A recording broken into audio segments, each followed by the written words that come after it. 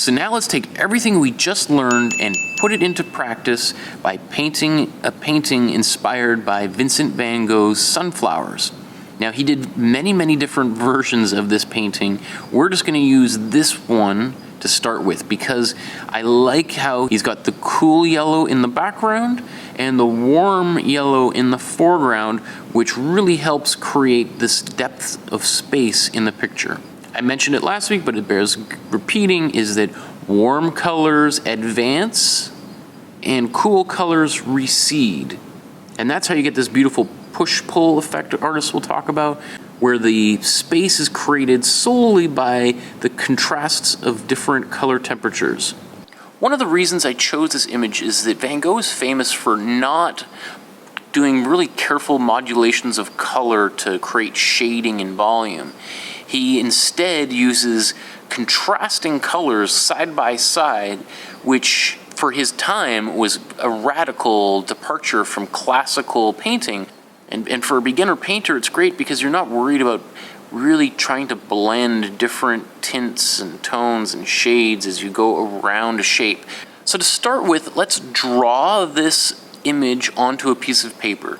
Now if you want, you can also simplify it a little bit, remove some of the flowers so that you're not overwhelmed by the amount of detail in the original image.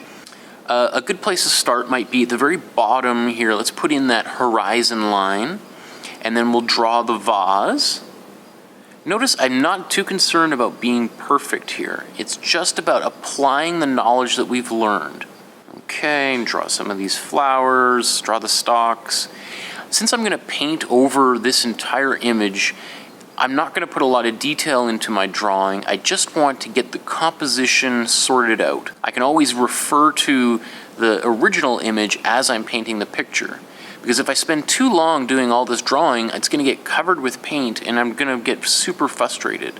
So just a very simple outlines of where the color should be in this picture.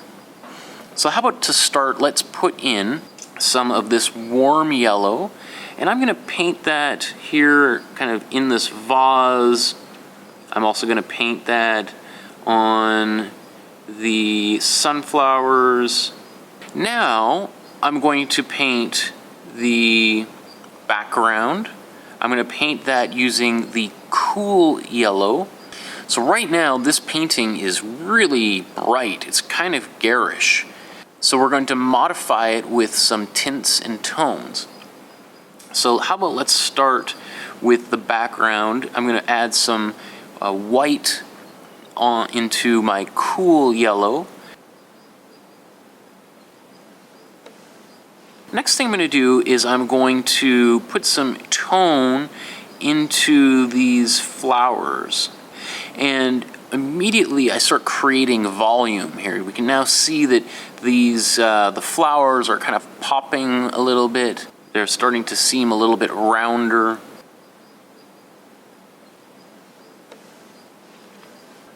Okay, I think we're just about done here. One thing that Van Gogh is famous for, particularly in his later paintings, is outlining them with some contrasting colors. So just a few places in here where he's got that dark blue, which is a mixture of the warm red and the cool blue, so we're getting a really dark blue, and maybe he'll put a little bit warm blue in there as well. And that is just going to create some darker areas, kind of a little bit of shading.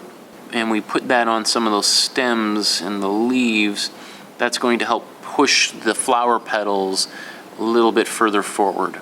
And if you like, you can sign Vincent or your own name there on the pot. Okay, and just like that, you've painted your first painting. It might not be a masterpiece, but for a first painting, I'm sure it's a huge achievement. Think of it like learning to ride a bicycle or learning to ski or snowboard. The first time you do any of those activities, you fall and you fall and you fall. And then all of a sudden, you manage to do it for 1 minute without falling. And then before you know it, you're riding all around, and that feeling of achievement is huge. So right now we're in the stage where we're falling and we're falling and we're falling. I assure you that the more you practice, the better you get, and the less you'll fall, and the more success that you'll have. You just have to trust in the process and trust in yourself that you are learning. And you know what? I've been painting for over 20 years, and I still make shitty paintings. And it just happens. And I guarantee you, Van Gogh and Picasso and Matisse and Leonardo, they all made shitty paintings at the height of their career as well. So it's okay to make a shitty painting and to move forward. If you don't like this painting, you don't have to show it to anybody. That's the great thing. It can just disappear. And it can exist in your mind. You can paint over it, you can cut it up and throw it out. And even the failing to make the painting that you have in your mind will teach you lessons of how not to paint and bring you closer, whether you know it or not, to a successful painting in the future.